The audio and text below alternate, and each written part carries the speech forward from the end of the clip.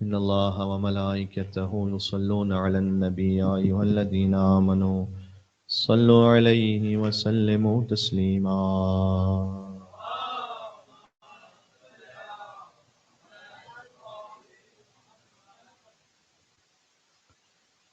أعوذ بالله من الشيطان الرجيم. بسم الله الرحمن الرحيم.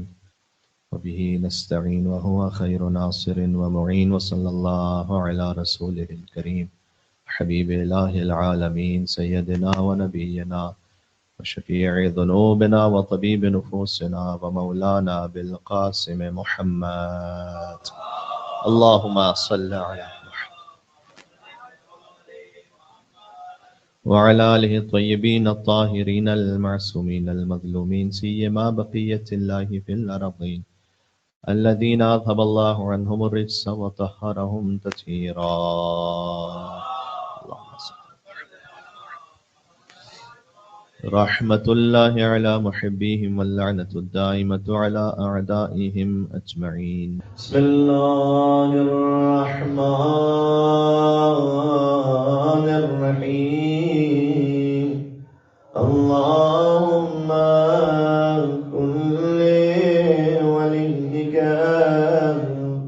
حجة ابن الحسن صلواتك عليه وعلى آبائه في هذه الساعة وفي كل ساعة وليا وحافظا وقائدا وناصرا ودليلا وعينا حتى تسكنه أرضك طوعا وتمتعه فيها طويلا.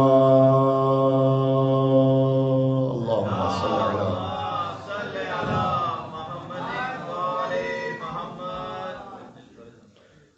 أما بعد فقد قال الله الحكيم في كتابه المجيد. بسم الله الرحمن الرحيم. حميم الكتاب المبين إنا أنزلناه في ليلة مباركة إنا كنا منذرين. نعرہ الصلوات.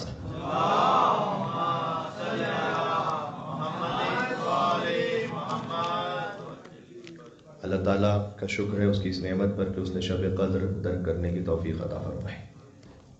اگرچہ کہ شب 23 رمضان میں احتمال سب سے زیادہ ہے کہ یہ شب قدر ہے، لیکن ائمہ علیہ السلام نے اسے متعین نہیں فرمایا، اور بلکہ جب بار بار امام سے سوال کیا گیا تو امام نے اشارہ کیا شب 23 کی طرف، زیادہ احتمال دیا لیکن پھر بھی فکس نہیں کیا. لیکن تمام شبوں میں سب سے زیادہ شب 23 آج کی شب کے لیے احتمال ہے کہ شاید شب قدر ہو، اس لیے کہ امام جعفر صادق علیہ السلام مثلا مریض تھے. اللہم صل علی محمد وعلی محمد. جب امام مریض بھی تھے تو شب 19 گزر گئی، شب 21 گزر گئی، لیکن جب شب 23 آئی تو امام نے اپنے غلام سے کہا کہ میرا بستر اٹھاؤ اور مجھے مسجد لے چلو، اور میں شب 23 کو مسجد میں گزارنا چاہتا ہوں. یہ اس بات کا اور اشارہ دیتا ہے کہ شاید شب 23 شب قدر ہو. لیکن اللہ تعالیٰ نے کیوں مخفی رکھا ہے؟ کیا ائمہ علیہ السلام نہیں جانتے تھے؟ یقیناً وہ جانتے ہیں. تو اللہ تعالیٰ نے کیوں مخفی رکھا ہے؟ دیکھیں، کسی بھی چیز کو چھپا کر رکھنے میں بھی کچھ مصلحتیں ہیں. مثال کے طور پر جب ایگزامینیشن میں سوالات چھپا کے رکھے جاتے ہیں کہ کون سے سوال آئیں گے ایگزامس میں، اگر وہ سوال پہلے سے ڈسکلوز کر دیے جائیں تو پھر ایک طالب علم شاید پورا کورس نہ پڑھے، فقط وہ سوال پڑھ لیں. تو سوال کا مخفی ہونا اس بات کا سبب بنتا ہے کہ وہ پورا کورس پڑھے گا. اللہ تعالیٰ نے ہماری موت کو مخفی رکھا ہوا ہے.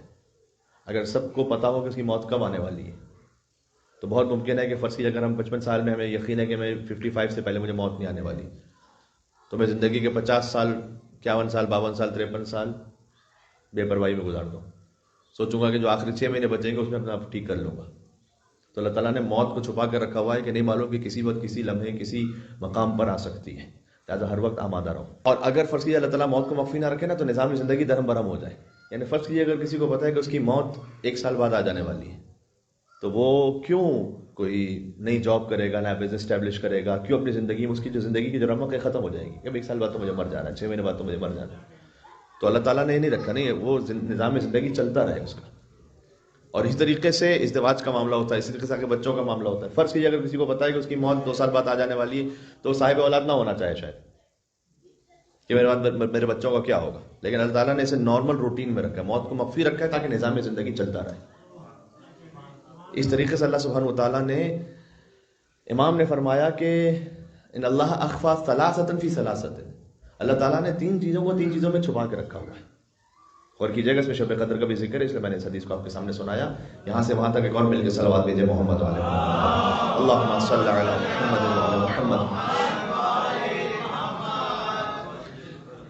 امام نے فرمایا صادق علیہ محمد نے کہ اللہ تعالیٰ نے 3 چیزوں کو 3 چیزوں میں چھپا کے رکھا ہے. اپنے بندوں کو، اپنے اولیاء کو اپنے بندوں میں چھپا کے رکھا ہے. یعنی آپ میں سے ماشاءاللہ اتنے مومنین تشریف فرمائے، اب اس میں سے کون ولی اللہ ہے ہم نہیں جانتے. اللہ تعالیٰ نے بندوں کے درمیان اپنے خاص اولیاء کو چھپا کے رکھا ہے. کس کی عزاداری سب سے زیادہ قبول ہوئی ہم نہیں جانتے. کس کا امام زمانہ علیہ السلام سے کتنا گہرا تعلق ہے ہم نہیں جانتے. یہ کیوں اللہ تعالیٰ نے چھپا کے رکھا ہے؟ امام نے فرمایا اللہ تعالیٰ نے اپنے خاص بندوں کو، اپنے اولیاء کو اپنے دوسرے بندوں میں چھپا کے اس لیے رکھا ہوا ہے تاکہ تم ہر بندے کا احترام کرو کہ یہی ولی اللہ نہ ہو. یہ چھپانے کا ایک فائدہ ہے، اس کا ایک اثر ہے. پھر امام نے فرمایا کہ اللہ تعالیٰ نے شب قدر کو مختلف راتوں میں چھپا کے رکھا ہوا ہے. اب شب قدر، امام سے جب بار بار اصرار کیا گیا کہ مولا آپ بتا دیجئے کہ بالآخر شب قدر کیا ہے، تو امام نے کہا کہ کیا تم نہیں چاہتے کہ اللہ کی زیادہ عبادت کرو؟ تم کیوں چاہتے ہو کہ اللہ تعالیٰ کی عبادت خالی ایک شب میں کرو؟ اگر ہمیں پتا ہو کہ فقط شب 23 ہی تو پھر شب 19 کے اعمال میں کون آئے گا، اور شب 21 کون اعمال کرے گا؟ تو اللہ تعالیٰ نے، امام نے فرمایا کہ شب قدر کو مختلف راتوں میں چھپا کے رکھا کہ نہیں معلوم کون سی رات شب قدر ہے. اور پھر امام نے فرمایا کہ اللہ تعالیٰ نے اپنی رضا کو خاص ایک نیکی میں چھپا کے رکھا ہوا ہے کہ ہر نیکی کو یہ سمجھتے ہوئے انجام دو کہ شاید یہی نیکی وہ ہے جس سے اللہ تعالیٰ کی رضا حاصل ہو جائے. تو کسی نیکی کو چھوٹا نہ سمجھو. بلکہ امام نے پھر یہ بھی فرمایا کہ کیف یقل ما یتقبل، وہ قلیل کیسے ہے کہ جو قبول ہو جائے اللہ کی بارگاہ میں. چھوٹا نہ سمجھو، شاید یہی نیکی ہے جو قبول ہو گئی، اور اسی نیکی میں اللہ تعالیٰ نے تمہارے لیے وہ خیر رکھا تھا جس سے اس کی رضا تک پہنچو گے. آج کی رات کے لیے سب سے زیادہ لیکن احتمال دیا گیا، اور کچھ روایتیں تو ایسی آئی ہیں کہ جس میں شب قدر کا ذکر نہیں ہے، ان کے اعمال میں باقاعدہ متعین کر دیا امام نے کہ شب 23 رمضان میں یہ کام کرو. ایک مرتبہ ہوتا ہے کہ شب قدر کی یہ دعا پڑھو، ایک مرتبہ ہے کہ شب 23 رمضان فکس کیا امام نے کہ نہیں شب 23 رمضان ہی یہ کام کرو. مثال کے طور پر شب 23 رمضان ابا عبداللہ حسین علیہ السلام کی زیارت کرو. اور فرمایا کہ حضرت ابراہیم اور حضرت موسیٰ اور حضرت عیسیٰ علیہ السلام جیسے انبیاء سے جو ہاتھ ملانا چاہتا ہے اسے چاہیے شب 15 شعبان امام حسین کی زیارت کرے. ایک آغا علی کازرونی گزرے ہیں جن کا ذکر شہید دستگیر شیرازی نے، معروف جو استاد اخلاق، انہوں نے اپنی کتاب میں کیا ہے. وہ کہتے ہیں کہ شب 23 رمضان تھی کہ میں اپنی چھت پر، گھر کی چھت پہ بیٹھ کر اعمال شب قدر انجام دے رہا تھا کہ میرے جو دل کی چشم ہے، یعنی غیبی آنکھ، وہ کھل گئی. ہوتا ہے کبھی ایسا انسان، اللہ تعالیٰ کچھ انسان کو کچھ عطا کرنا چاہتا ہے، دکھلانا چاہتا ہے. تو میں نے دیکھا کہ آسمان سے جوق در جوق ملائکہ نازل ہو رہے ہیں. اور جو ملائکہ نازل ہو رہے ہیں، جانتے ہیں کہ تنزل الملائکہ، میں سورہ قدر بھی آپ کی خدمت میں تھوڑا سا پڑھنے کی کوشش کروں گا کہ اس کے بارے میں اس میں اللہ سبحانہ وتعالیٰ کیا کہنا چاہ رہا ہے. یہ جو الف لام ہے نا، تنزل الملائکہ، یہاں بعض علماء نے لکھا الف لام استغراقی، یعنی تمام ملائکہ، تمام ملائکہ نازل ہوتے ہیں آج کی رات. جانتے ہیں کتنے ملائکہ ہیں؟ کوئی نہیں جانتا. بعض حدیثوں میں آیا ہے کہ بارش کے ہر قطرے پر ایک فرشتہ ہے. اب یہ ملینز میں نہیں ہے، بلینز میں بھی نہیں ہے، پتہ نہیں کتنے ہیں. ہر انسان کے کندھوں پہ 2 فرشتے موجود ہیں. تو 7 ارب انسان ہے تو 14 ارب تو کم از کم یہ سیدھا سیدھا ہو گیا ایسا.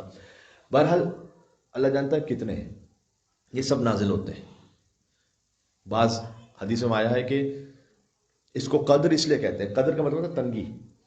شب قدر کی مختلف جو وجوہات ہیں کہ کیوں شب قدر کہتے ہیں، اس میں سے ایک وجہ تو تقدیر کا لکھا جانا ہے، لیکن عربی زبان میں قدر کا ایک اور مطلب ہے کسی جگہ کا تنگ ہونا، شارٹ ہونا. تو شب قدر کا جگہ کے تنگ ہونے سے کیا تعلق ہے؟ فرمایا اتنے ملائکہ نازل ہوتے ہیں کہ زمین تنگ ہو رہی ہوتی ہے. اور وہ نازل کس پر ہوتے ہیں؟ حضور مکرم تشریف فرماتے ہیں تو حضور کے ساتھ کچھ اصحاب تھے. حضور نے سورہ قدر کے بارے میں ارشاد فرمایا آج کی رات 1000 مرتبہ سورہ قدر پڑھنے کی تاکید ہے. حضور نے کہا کہ لِكُلِّ شَيْءٍ ثَمَرَةٌ وَثَمَرَةُ الْقُرْآنِ إِنَّا أَنزَلْنَا فِي لَيْلَةِ الْقَدْرِ. ہر شے کا ایک ثمرہ ہوتا ہے، ایک خلاصہ ہوتا ہے، ایک اس کا پھل ہوتا ہے، ایک اس کا نتیجہ ہوتا ہے. اور قرآن کا جو نتیجہ ہے وہ سورہ اِنَّا أَنزَلْنَا فِي لَيْلَةِ الْقَدْرِ ہے. پورے قرآن کا نتیجہ سورہ اِنَّا أَنزَلْنَا فِي لَيْلَةِ الْقَدْرِ ہے. اس لیے سے سورہ ولایت کہا گیا ہے. اللہم صلی علی محمد وعلی محمد.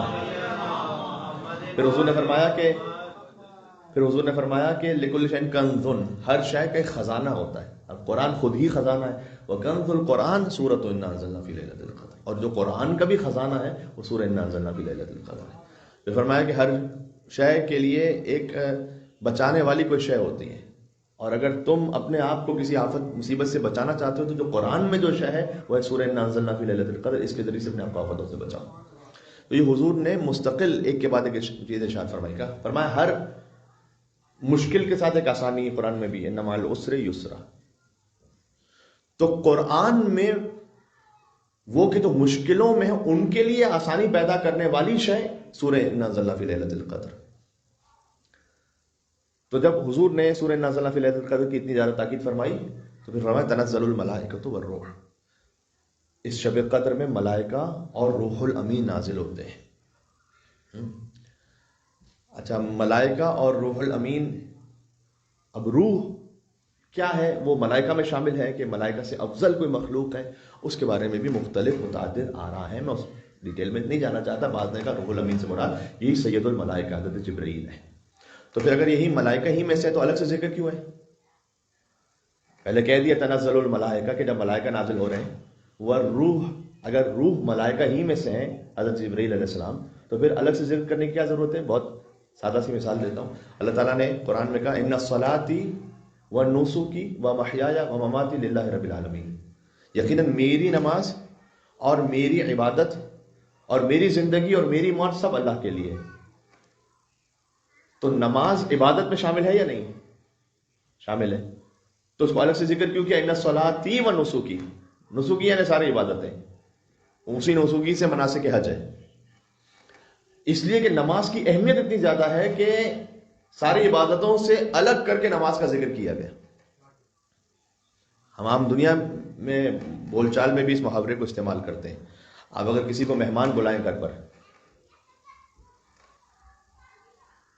کہا عید کی رات جو ہے نا میرا تشریف لائیے گا، اور وہ فلاں مولانا بھی تشریف لانے والے ہیں مثال کے طور پر، تو وہ بھی مہمان ہیں اور آپ جنہیں بلا رہے ہیں وہ بھی مہمان ہیں. لیکن چونکہ ایک خاص حیثیت رکھتے ہیں وہ ایک الگ سے صاحب جن کو آپ بلا رہے ہیں، وہ عالم دین یا کوئی بھی، اس لیے آپ ان کا ذکر الگ سے کرتے ہیں کیونکہ ان کی حیثیت الگ سے. ٹھیک ہے.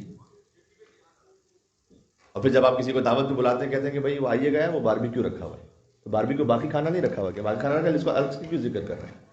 الگ سے اس لیے ذکر کریں کہ اس کی اہمیت الگ سے.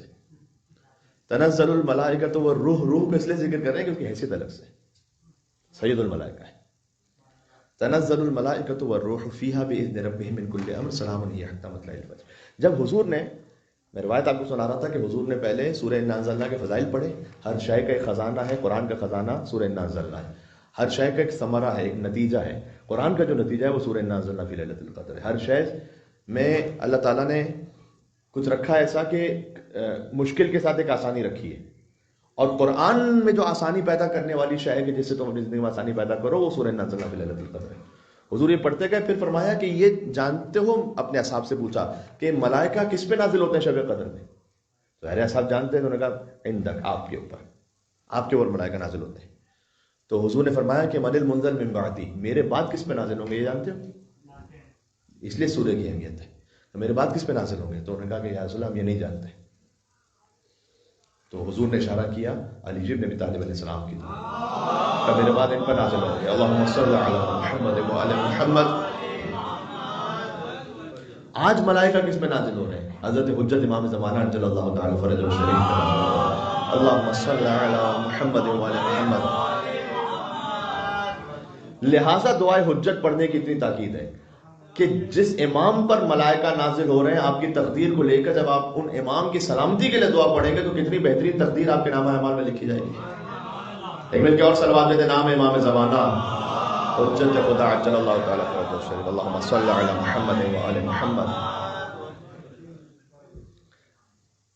تو آج شب قدر کو درک کون کرے گا، اس کا کرائٹیریا کیا ہے؟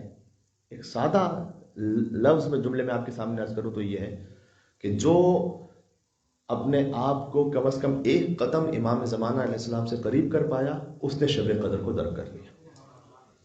شب قدر شب ولی اللہ ہے۔ جاگنا شب قدر میں یہ کافی نہیں ہے۔ جاگنا جو ہے شرط لازم ضرور ہے، شرط کافی نہیں ہے۔ کیا مطلب؟ یعنی لازم ہے کہ آپ جاگیں تب آپ شب قدر کی فضیلت کو حاصل کریں گے، لیکن فقط ہی جاگ لینا کافی ہے نہیں۔ شب قدر کے بعد اگر اپنے وجود کو میں امام زمانہ علیہ السلام سے کچھ متصل کر پایا، ایک قدم صحیح، اس کا مطلب ہے کہ شب قدر کا کچھ فیض مجھ تک پہنچا ہے۔ تو انا انزلناہ فی لیلۃ القدر وما ادراک ما لیلۃ القدر لیلۃ القدر خیر من الف شہر تنزل الملائکۃ والروح فیہا باذن ربہم من کل امر سلام ہی حتی مطلع الفجر۔ یہ 5 آیتیں ہیں۔ یہ جو 5 آیتیں ہیں، ان 5 میں شب قدر کا ذکر ہے۔ دیکھیں رمضان اتنا عظیم مہینہ ہے کہ ائمہ علیہ السلام نے فرمایا، بظاہر شاید سرکار ختمی مرتبہ ہی کی حدیث ہے، فرمایا کہ اگر انسانوں کو پتہ چل جائے کہ رمضان میں کتنی برکتیں ان تک پہنچ رہی ہیں تو لودوا یکون السنہ، وہ چاہیں گے کہ پورا سال ہی رمضان۔ البتہ اب وہ جو دن آگے آنے والے ہیں اس میں تو ریورس کاؤنٹ ڈاؤن شروع فوراً ہو جاتا ہے کہ اب آخری جمعہ رہ گیا، آخری آ گیا، آخری وہ آ گیا، عید پر 1 دن 2 دن ختم ہو گئی بات۔ لیکن حضور نے فرمایا کہ اگر انسانوں کو پتہ چل جائے کہ رمضان میں ان تک کیا برکتیں پہنچ رہی ہیں تو وہ چاہیں گے کہ سارا سال رمضان رہے۔ تو رمضان مبارک اتنا عظیم الشان مہینہ ہے، اس کے باوجود بھی پورے قرآن میں رمضان کا لفظ 1 مرتبہ ہے، لفظ 1 مرتبہ ہے، شہر رمضان الذی انزل فیہ القرآن، رمضان کا مہینہ جس میں قرآن نازل ہوا ہے۔ بس شب قدر اس رمضان میں 1 رات ہے، اس کے نام سے پورا سورہ ہے قرآن میں، اور 5 آیتوں میں 5 میں شب قدر کا ذکر ہے۔ کیا کہنا چاہ رہا ہوں میں؟ مثلا سورہ ابراہیم قرآن میں سورہ ہے جس میں حضرت ابراہیم علیہ السلام کا ذکر ہے، لیکن ہر آیت میں ابراہیم علیہ السلام کا ذکر نہیں ہے۔ سورہ نوح اس میں حضرت نوح علیہ السلام کا ذکر ہے، لیکن ہر آیت میں حضرت نوح علیہ السلام کا ذکر نہیں ہے۔ لیکن لیلۃ القدر پر جو سورہ اللہ تعالیٰ نازل کیا، ہر آیت میں ذکر ہے شب قدر کا۔ کیسے؟ بسم اللہ الرحمن الرحیم، انا انزلناہ فی لیلۃ القدر وما ادراک ما لیلۃ القدر لیلۃ القدر خیر من الف شہر۔ 3 آیتیں ہوئی۔ تنزل الملائکۃ والروح فیہا باذن ربہم من کل امر۔ فیہا جو ہے، فیہا کی جو ضمیر ہے یہ پلٹ رہی لیلۃ القدر کی طرف کہ اس میں کس میں ہے؟ لیلۃ القدر میں۔ سلام ہی حتی مطلع الفجر، پھر ہیا کی جو ضمیر ہے لیلۃ القدر کی طرف پلٹ رہی ہے کہ یہ سلامتی ہے، یہ کون؟ یہ لیلۃ القدر، جب تک کہ فجر طلوع ہو جائے، سلامتی ہی سلامتی ہے۔ آپ دیکھ رہے ہیں کتنا خاص پروٹوکول اللہ سبحانہ و تعالیٰ نے رکھا ہے شب قدر کا۔ اور پھر امام معصوم نے ارشاد فرمایا کہ اللیلۃ ہی فاطمہ، لیلۃ القدر کی حقیقت فاطمہ زہرا سلام اللہم صلی علی محمد من ادرکہا فقد ادرک لیلۃ القدر۔ جس نے بی بی فاطمہ سلام اللہ علیہا کی معرفت کو درک کیا، اس نے شب قدر کو حاصل کیا۔ یہ موضوع جڑ جاتا ہے اسی بات سے کہ جو فرزند زہرا سے، ابن زہرا سے، حجت خدا سے اپنے آپ کو 1 قدم قریب کر پایا، اس کا مطلب اس نے شب قدر کو درک کیا، ورنہ تو گزار دی رات ایسے ہی ختم۔ اس لیے میں آپ سے یہ عرض کروں گا برادرانہ طور پر اپنے آپ کے لیے بھی، آپ سب کے لیے بھی، شب قدر میں اعمال کے دوران کہیں نہ کہیں کوئی ایک موقع ایسا آ جاتا ہے، اللہ تعالیٰ توفیق دے دیتا ہے، کبھی 1 سے زیادہ مرتبہ بھی آ جاتا ہے وہ موقع، کہ جب بالکل آپ کا دل جڑ جاتا ہے اللہ کی بارگاہ میں، بڑی رقت آ جاتی ہے، معنویت محسوس ہوتی ہے، گناہوں پر بے اختیار رونا آنے لگتا ہے انسان کو۔ جب وہ موقع اللہ تعالیٰ کے فضل و کرم سے نصیب ہو جائے تو خود کوئی ایسا کام کم از کم نہ کریں کہ وہ کیفیت اپنے ہاتھ سے خود کھو دیں آپ۔ واضح ہو رہی میں کیا کہنا چاہ رہا ہوں؟ اس کو جتنا پرولونگ کر سکتے ہیں اس کیفیت کو آپ جاری رکھیں۔ یعنی اس وقت ہرگز موبائل نہ دیکھیں.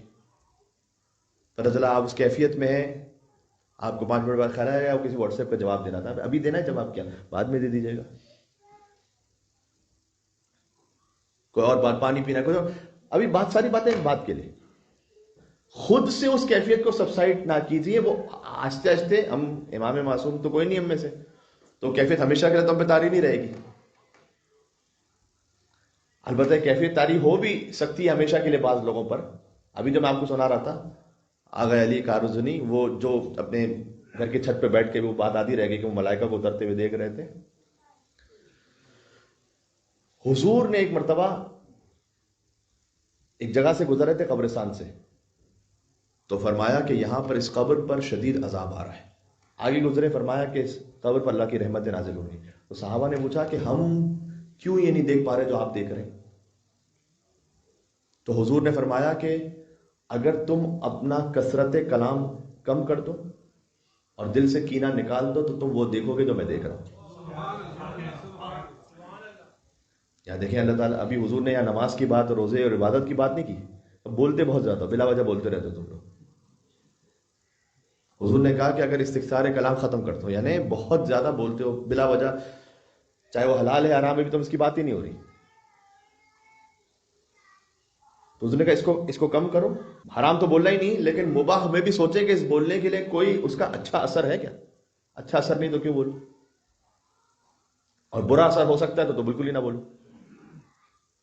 تو حضور نے کہا اگر تم اپنا کثرت کلام ختم کر دو یا کم کر دو، میں اپنے الفاظ میں کہوں، اور پھر فرمایا کہ دل سے کینے نکال دو لوگوں کے لیے جو تمہارے دل میں کینے ہیں، تو تم وہ دیکھنے لگو گے جو میں دیکھ رہا ہوں. کتنی بڑی بات ہے. اس لیے مثال کے طور پر شیخ عباس قمی کے لیے ملتا ہے کہ کہتے ہیں کہ میں واقع السلام کی قبرستان میں تھا اور میں نے بے اختیار ایک شدید شور کی آواز سنی کہ جیسے کوئی شدید عذاب میں تڑپ رہا ہے اور چیخ رہا ہے. اور میں ادھر ادھر میں دوڑنا شروع کیا کہ کہاں سے کون سی آواز آ رہی ہے. تو میں دیکھا کہ ابھی تازہ جنازہ آیا ہے اور اس سے آواز آ رہی ہے، لیکن اس کے عزیز رشتہ دار، اس کی اولاد، اس کے بھائی، اس کے دوست، وہ آرام سے جنازے کے پاس کھڑے. تو مجھے محسوس ہو گیا کہ انہیں آواز نہیں آ رہی جو مجھے آ رہی ہے. تو انہوں نے جو تشبیہ دی وہ یہ تھی کہ ایسے کہ جیسے کسی اونٹ پر آگ سے اس کو داغا جائے تو وہ چیخے گا اور دھاڑے گا، ویسے اس جنازے سے چیخ و پکار کی آواز آ رہی تھی. تو اللہ سبحانہ و تعالیٰ آج کی شب کے صدقے میں ہمارے گناہوں کی مغفرت فرمائے انشاءاللہ سے. مغفرت ذنوب کے لیے اور ہمارے والدین کی مغفرت کے لیے مل کے بآواز بلند امام زمانہ میں صلوات بھیجیں.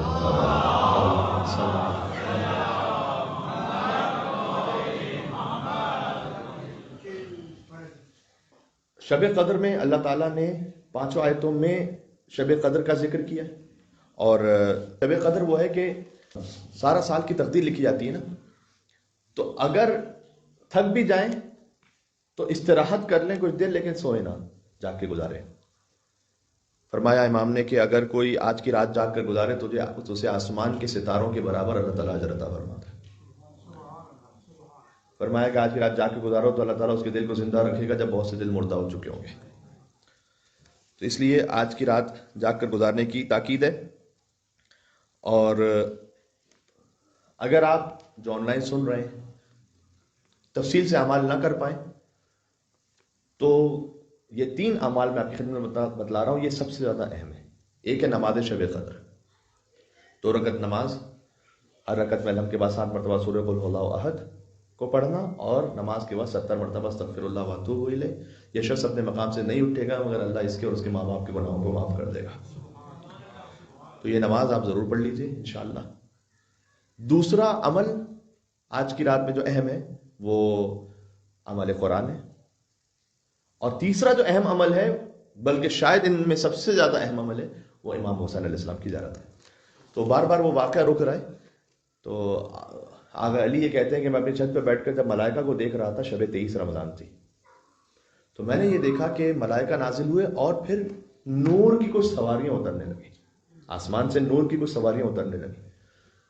تو میں نے عالم غیب ہی میں کسی مخلوق سے یہ پوچھا کہ یہ کون ہے. یہ واقعہ کس نے لکھا ہے؟ آیت اللہ دستقیب شیرازی نے لکھا ہے. داستان ہے شگفت انگیز، حیرت انگیز واقعات نام کی کتاب ہے اس میں. تو میں نے ان سے پوچھا کہ یہ کون سی سواری ہے؟ تو انہوں نے کہا یہ حضرت خدیجۃ الکبریٰ سلام اللہ علیہ کی سواری ہے جو آسمان سے اتر رہی ہے.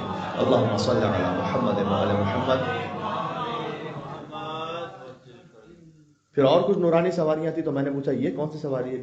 یہ ان کی بیٹی حضرت بی بی فاطمہ الزہرا سلام اللہ علیہ کی سواری ہے. اللہم صلی علی محمد وعلی محمد. اور پھر مولا علی علیہ السلام کی سواری اور رسول اللہ صلی اللہ علیہ وسلم کی سواری، امام حسن مجتبیٰ علیہ السلام کی سواری.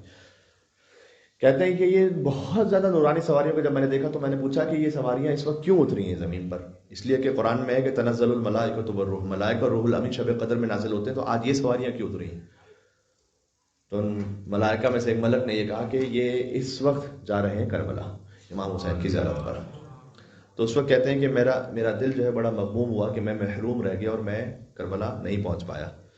تو اس وقت مجھے صدا یہ دی گئی کہ تم اپنے آپ کو محروم نہ سمجھو، بلکہ زیر آسمان ہی صحیح کم از کم ایک مرتبہ کہو السلام علیکم یا ابا عبداللہ، السلام علیکم ورحمۃ اللہ وبرکاتہ، تاکہ تم امام حسین علیہ السلام کے ظاہری میں تمہارا نام لکھ لیا جائے کم از کم.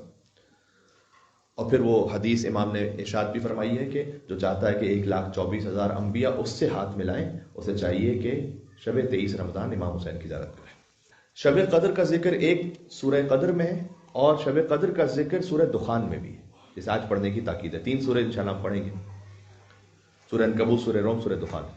سورہ دخان میں شب قدر کا خاص ذکر ہے. حامیم والکتاب المبین، انا انزلناہ فی لیلۃ مبارکہ انا کنا منذرین، کہ حامیم حروف مقطعات سے سورہ شروع ہوتا ہے. سورہ نمبر 44 ہے. یہ 59 آیات ہیں، 346 کلمات ہیں، 1475 حروف ہیں سورہ دخان کے. تو حامیم سے شروع ہوتا ہے. حروف مقطعات پر اس وقت آج تفصیل میں جانے کی گنجائش نہیں ہے، البتہ آج قرآن سے اپنے آپ کو متصل کرنے کی رات اس لیے کہ آج کی رات قرآن نازل ہوا ہے اور آج کی رات مخصوص ہے قرآن سے.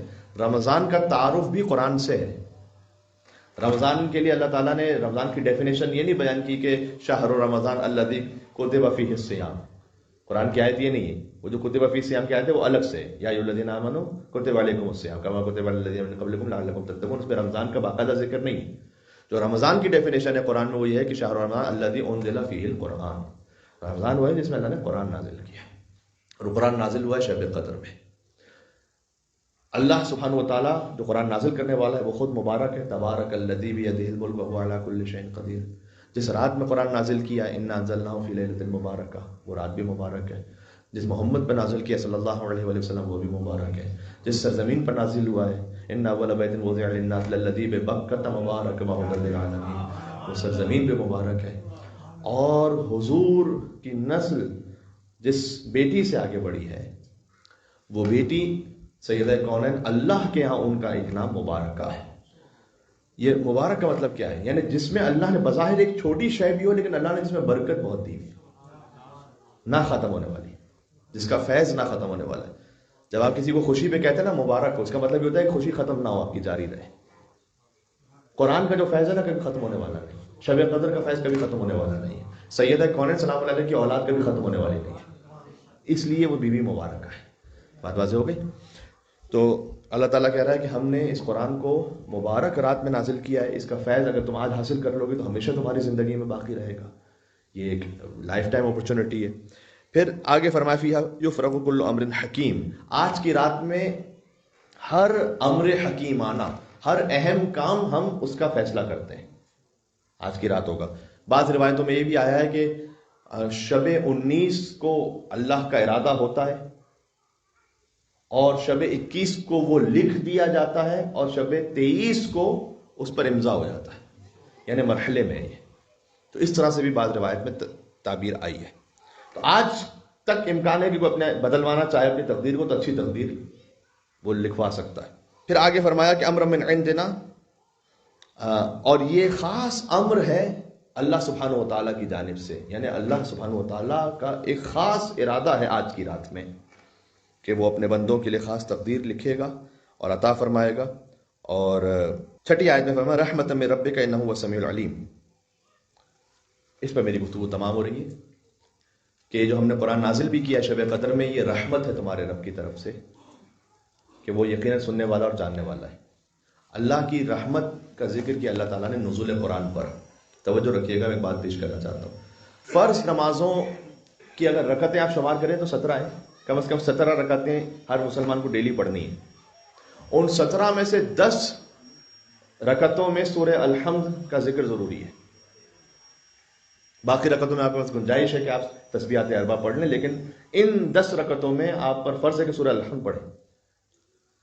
سورہ الحمد میں بسم اللہ کے ساتھ اللہ تعالیٰ کی جو رحمت کا ذکر ہے وہ 2 مرتبہ، بسم اللہ الرحمن الرحیم، پھر الحمدللہ رب العالمین الرحمن الرحیم. اور اگر اس کو بھی آپ بائفیکیشن کرتے ہیں تو بسم اللہ الرحمن الرحیم، رحمان پھر رحیم، 2 ذکر ہو گئے. الحمدللہ رب العالمین الرحمن الرحیم، 4 مرتبہ اللہ تعالیٰ کی رحمت کا ذکر ہو گیا. رحمان اور رحیم میں فرق یہ ہے کہ ایک کا تعلق دنیا کی رحمت کے ساتھ ہے، ایک کا تعلق آخرت کی رحمت کے ساتھ ہے. اس کی اپنی تفصیل ہے. اللہ تعالیٰ کی جو دنیا کی رحمت ہے وہ عام ہے، جو جشن کبیر میں بھی ہے کہ اللہ تعالیٰ کی رحمت کا ایک حصہ ہے وہ عام ہے للعاصین للطاعین والعاصین، وہ اطاعت کرنے والوں کے لیے، گناہ گاروں کے لیے، سب کے لیے رحمت عام ہے. اللہ تعالیٰ گناہ گاروں کے لیے رزق تو نہیں بند کرتا، آکسیجن تو ان کے لیے نہیں بند ہو جاتی. صحیح ہے. ایک خاص رحمت ہے کہ جو قیامت میں. تو بسم اللہ الرحمن الرحیم میں 2 مرتبہ رحمت کا ذکر ہے، رحمان رحیم. الحمدللہ رب العالمین، پھر الرحمن الرحیم 2 مرتبہ مزید ذکر ہے. یہ سورہ ختم ہوتا ہے تو پھر دوسرا سورہ شروع کرنے سے پہلے آپ پھر بسم اللہ الرحمن الرحیم. ایک رکعت میں 6 مرتبہ اللہ تعالیٰ کی رحمت کا ذکر ہے خاص طرح سے. اور اگر آپ 10 رکعتیں پڑھتے ہیں تو 60 مرتبہ، یعنی ایک بندہ مومن اللہ سبحانہ و تعالیٰ کو دن میں کم از کم 60 مرتبہ یہ کہتا ہے کہ تو رحیم ہے، تو رحیم ہے، تو رحیم ہے، تو رحیم ہے، تو رحیم ہے، تو رحیم ہے، تو رحیم ہے، تو رحیم. 60 ٹائمز کہتا ہے. یا من سبقت رحمتہ غضبہ، اس کی رحمت اس کے غضب پہ غالب ہے. روایت کا مفہوم یہ ہے کہ سارا سال بندہ انتظار کرتا ہے کہ دعا میں نے کر لی ہے، اب قبول کب ہوگی. اور شب قدر میں اللہ انتظار کرتا ہے کہ اب میں تیری خاطر موجود ہوں، تو دعا کب کرے گا اور کب مانگے گا اللہ سبحانہ و تعالیٰ سے. سبحان اللہ. آج آپ کا ایک کہا ہوا سبحان اللہ بھی 1000 سبحان اللہ سے بہتر ہے. کیوں؟ اس لیے کہ آج امام کی حدیث کے مطابق ہے کہ آج کا ہر عمل خیر 1000 سے زیادہ ہے. آج ایک مرتبہ آج کی رات صلوات بھیجنا 1000 مرتبہ سے زیادہ ہے. اللہم صلی علی محمد و آل محمد. ایک مرتبہ آج السلام علیکم ابا عبداللہ کہنا 1000 مرتبہ سے زیادہ ہے. ایک مرتبہ سبحان اللہ کہہ کے اللہ سبحانہ و تعالیٰ کی حمد کو بیان کرنا، تعریف کو بیان کرنا 1000 مرتبہ سے زیادہ ہے. اگر کسی نے 50 شب قدر در کی ہیں زندگی میں، انشاءاللہ آپ میں سے بعض ایسے بزرگ تشریف فرمائیں 65 میں 70s میں. اس کا مطلب جانتے ہیں آپ کیا ہے؟ اس کا مطلب ہے کہ اللہ تعالیٰ نے اپورچونٹی دی ہے 4000 سال سے زیادہ عبادت کی. اللہ تعالیٰ نے شب قدر رکھی اس لیے تھی کہ حضور جب فرماتے تھے بنی اسرائیل کے کچھ عابدوں کے لیے کہ ان کی زندگیاں 1000 سال کی، 1000 سال تک عبادت کرتے تھے. صاحب نے کہا یا رسول اللہ ہم اس فضیلت کو کیسے درک کریں؟ تو حضور نے فرمایا کہ اللہ تعالیٰ نے ہر سال تمہیں ایک رات ایسی عطا کی اگر اس ایک رات میں عبادت کرو تو 1000 مہینے سے بہتر ہے. یہ شب قدر. تو اگر اپنی زندگی میں کسی نے 10 شب قدر درک کی ہیں تو 1000 مہینوں سے بہتر کا مطلب ہے اراؤنڈ 85 ایئرس. اس کا مطلب ہے کہ 850 سال کی عبادت کا موقع اسے نصیب ہوا ہے. اور اگر اس نے اس شب قدر کو درک کیا ہوا ہے تو اس کا مطلب ہے کہ 850 سال جب زندگی ملے تب جا کر جو عبادت کر کے درجے تک پہنچے وہ اللہ تعالیٰ نے اسے شب قدر کی وجہ سے عطا کیا ہوا ہے 10 سال میں. ہم اس انداز سے ذرا سوچیے گا. تو یہ ایک ایک لمحہ وہ جو گزر رہا ہے، خود تفکر، غور و فکر کرنا، یہ 70 سال کی عبادت سے افضل ہے. تو آپ اس وقت یہ نہ سمجھیں کہ ہم کسی وقت کو ایسا تو نہیں ضائع ہو رہا ہے کہ کوئی اعمال تو کر ہی نہیں رہے، بیٹھ کے خالی باتیں سن رہے ہیں. بس یہ جو آپ غور و فکر کر رہے ہیں اپنی زندگی کے لیے، یہ 70 سال کی عبادت سے بہتر ہے. جمعے کے خطبے میں نے اس بات کو کہا تھا کہ کسی عالم دین سے پوچھا گیا کہ غور و فکر تو بہت کرتے ہیں، سوچتے تو بہت کچھ ہیں. کوئی نئی ایپ مارکیٹ میں آ جائے اس کے بارے میں سوچتے ہیں، کوئی نئی سیل آ جائے اس کے بارے میں سوچتے ہیں، کوئی نیا سلسلہ چل رہا ہو، بہرحال سوچتے بہت کچھ ہیں. تو کون سا سوچنا 70 سال کی عبادت سے افضل ہے؟ ہر سوچنا تھوڑی ہے. تو انہوں نے مثال کے طور پر کہا کا حر کے جیسا ایک لمحے کا تفکر، حر علیہ السلام جیسا، کیونکہ وہ انہیں جہنم سے جنت کی طرف لے آیا، وہ انہیں نار سے نور کی طرف لے آیا، وہ انہیں یزید سے امام حسین علیہ السلام کی طرف لے آیا. یہ والا تفکر، یہ والا اگر کوئی غور و فکر، جیسے اس وقت اگر مجھے اور آپ کو یہ ذکر سننے سے توفیق نصیب ہو جائے تو یہ ہماری کئی سالوں کی عبادت سے افضل یہ ہے. سبحان اللہ. بس عزیزوں بات ختم ہو گئی. ماشاءاللہ آپ احباب وہ ہیں کہ جو ایسا نہیں کہ کوئی پہلی مرتبہ شب قدر کے اعمال کو انجام دے رہے ہیں، آپ نسلاً بعد نسل آپ تک یہ سلسلہ پہنچا الحمدللہ رب العالمین. کچھ چیزیں ہوتی ہیں کہ جو یاد دہانی کے لیے ہوتی ہے تاکہ ریکال ہو جائے انسان اور موٹیویشن انسپریشن اسے نصیب ہو جائے. اگر ذکر مصائب میں مجھے ایک جملہ یوں کہنے دیں کہ امیر المومنین دفن ہو گئے 21 رمضان، 4 دن تک آپ مولا علی علیہ السلام پر روتے رہے اور بے پناہ گریہ کیا آپ نے، اور 4 دن تک جو اجتماع تھا اس کی بھی کوئی مثال نہیں ملتی، اور جس انداز سے رقت کے ساتھ ان مجالس میں آپ نے شرکت کی امیر المومنین کی مجالس میں، ذرا غور کیجئے گا. اب مولا علی نے جو وصیت کی تھی نا کہ میری قبر کو چھپا کے رکھنا، تو اب علی کو جب دفن کر دیا گیا تو اب علی کی قبر کو جانتا نہیں کہ کہاں ہے. اگر ایک کسی کنٹری کا پریزیڈنٹ ہے، پرائم منسٹر ہے، دنیاوی مثال دے رہا ہوں، وہ دنیا سے چلا جائے تو کیا یہ ہو سکتا ہے کہ 2 دن بعد اس کی قبر کبھی نہیں پتا ہو کہ کہاں ہے؟ عام حالات میں ایسا ہو نہیں سکتا. امیر المومنین امام المتقین ہے، خلیفۃ المسلمین ہے، لیکن نہیں جانتے، اب کوئی نہیں جانتا کہ علی کی قبر کہاں ہے سوائے چند لوگوں کے. یہ راز امام صادق علیہ السلام کے زمانے میں کھلا کہ جب ایک مقام پر پہنچ کر السلام علیک یا جدہ، السلام علیک یا جدہ کہتے رہے امام، تو امام کے صحابی نے پوچھا کہ آپ یہاں اس مقام پر کھڑے ہو کے کیوں کہہ رہے ہیں کہ اے میرے جد آپ پر سلام، اے میرے جد آپ پر سلام، اے میرے جد آپ پر سلام. امام نے کہا یہاں سامنے میرے جد علی بن ابی طالب کی قبر ہے. اب آپ ذرا تصور فرمائیے گا، علی بن ابی طالب کی قبر تو چھٹے امام کے زمانے میں پھر ظاہر ہو گئی، لیکن سادات کے جو جدہ ہیں ان کی قبر تو ابھی تک نہیں معلوم کہ کہاں پر ہے. اور روح شب قدر میں نے کہا معرفت فاطمہ زہرا سلام اللہ علیہ، فمن ادرکہ فقد ادرک لیلۃ القدر، جس نے بی بی فاطمہ سلام اللہ علیہ کو درک کر لیا اس نے شب قدر کو حاصل کیا، حدیث معصوم کے مطابق. یعنی جس نے اپنے آپ کو جوڑا بی بی فاطمہ سلام اللہ علیہ سے. اور یہ شباہت بھی ہے، بیوی کی قبر کے بارے میں بھی 3 احتمال ہیں. شب قدر کے لیے 3 احتمال ہیں، شب 19، شب 21، شب 23. شب 23 کا احتمال زیادہ ہے. اسی طریقے سے بی بی فاطمہ سلام اللہ علیہ کی قبر کے لیے بھی 3 احتمال ہیں کہ خود اپنے ہی حجرے میں، وہاں روضہ رسول کے ساتھ قریب میں ہے، یا پھر جنت البقیع میں ہے. کہاں ہے لیکن نہیں معلوم. اور شب قدر رات میں ہے، جب فجر طلوع ہوتی ہے تو وہ شب ختم ہو جاتی ہے. فاطمہ کا جنازہ بھی رات میں ہوتا ہے. یہاں اتنے مومنین ہیں، آپ نے کئی جنازوں میں یہاں شرکت کی ہے، مجھے تو کم از کم یاد نہیں پڑتا کہ ہم نے رات میں جا کے کسی کا جنازہ دفنایا ہو، آدھی رات میں جا کے.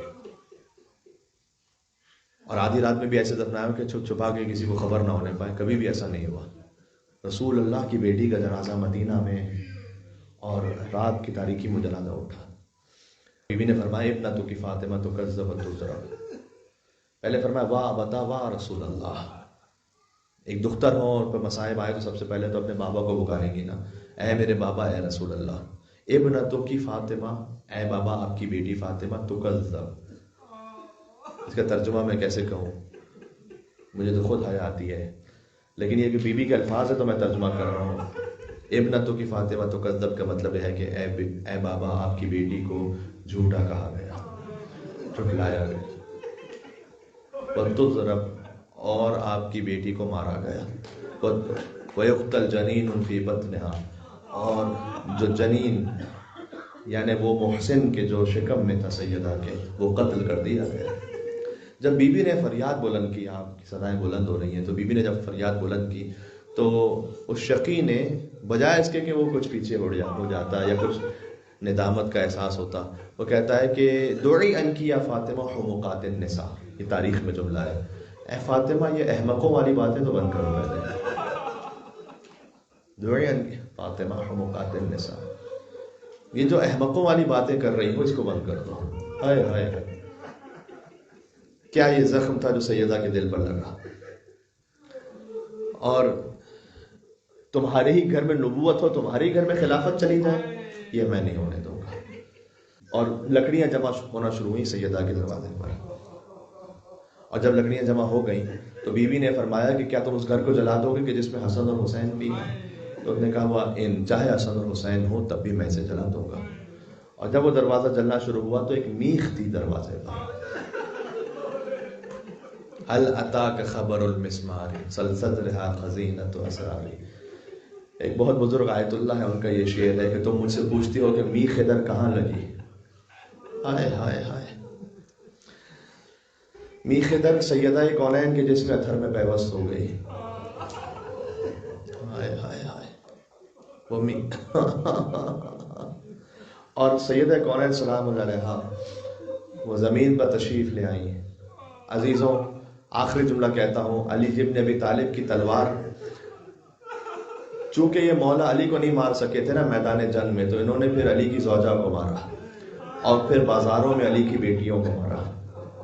یہاں تک کہ کیفیت یہ آئی کہ جب بی بی پر دروازہ گر گیا تو شقی نے اپنے پیر کو دروازے پر رکھ کر اسے دبا دیا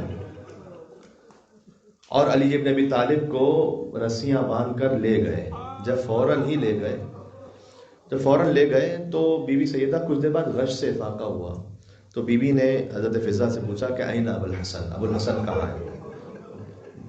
جبکہ مولود جو شکم میں ہے وہ مار دیا گیا ہے، لیکن فوراً پسلیاں ٹوٹ چکی ہیں. آیت اللہ وحید خراسانی مسائل پڑھتے ہوئے کہتے ہیں کہ اگر کسی اور جگہ کی ہڈی ٹوٹ جائے تو انسان پھر بھی صبر کر لیتا ہے، لیکن اگر پسلیاں ٹوٹی ہوئی ہوں تو ہر سانس لینے میں تکلیف ہے، ہر سانس باہر جانے میں تکلیف ہے.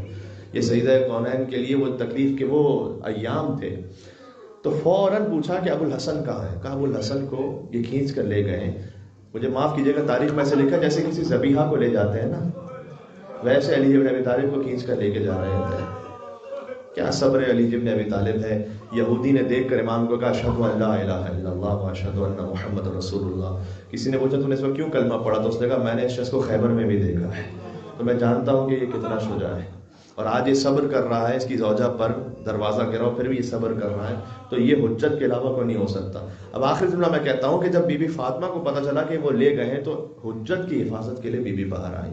اور جب باہر آئیں تو سلمان یہ کہتے ہیں کہ مسجد کی دیواریں بلند ہونے لگی، اس لیے کہ مولا علی کی گردن پہ انہوں نے تلوار رکھی تھی اور کہا علی بیعت کرو بیعت کرو بیعت کرو. اس وقت بی بی نے کہا کہ اگر ابو الحسن کو نہ چھوڑا تو میں اپنے بالوں کو یہاں پر پریشان کروں گی، یعنی سر پر نہ بد دعا کروں گی تمہارے لیے. اب یہ ہونا تھا کہ مسجد کی دیواریں بلند ہونے لگی، اور سلمان یہ کہتے ہیں کہ ایسا لگا کہ جیسے اب مسجد کی دیوار گر جائے گی لوگوں پر. تو اتنا خوف آ گیا اس شے کا، اس بات کا، کہ لوگوں نے چھوڑ دیا علی کو، کہا جانے دو جانے دو جانے دو. میں ہاتھوں کو جوڑ کے عرض کروں گا اے بی بی، آج آپ کے حسین کی شب زیارت بھی ہے. آپ نے تو علی ابن ابی طالب کی گردن پر تلوار تھی تو بچا لیا علی کو. کاش کوئی کربلا میں بھی ہوتا. جب شمر بیٹھا تھا امام حسین کے سینے پر اور شمر امام حسین کی گردن کو جدا کر رہا تھا، ہاں ایک بہن ضرور تھی جو تلہ زینبیہ سے دیکھ رہی تھی اور کہہ رہی تھی کہ ہذا حسین مرمل بالدماء، یہ آپ کا حسین ہے نانا کے جو خون میں غلطہ ہے. ہائے ہائے مقطع الاعضاء، جس کے اعضاء کاٹے جا رہے ہیں. ہائے وَسَيَعْلَمُ الَّذِينَ ظَلَمُوا عَلَى مُحَمَّدٍ أَيَّ مُنقَلَبٍ يَنقَلِبُونَ. چونکہ امام حسین علیہ السلام کی زیارت آج کی رات مستحب ہے، لہذا خاص سب مل کر کہہ دیں السلام علیک یا ابا عبد اللہ وعلی الارواح التي حلت بفنائک. السلام علی الحسین وعلی علی بن الحسین وعلی اولاد الحسین وعلی اصحاب الحسین ورحمۃ اللہ وبرکاتہ. علیہ الصلوات اللہم صل علی محمد.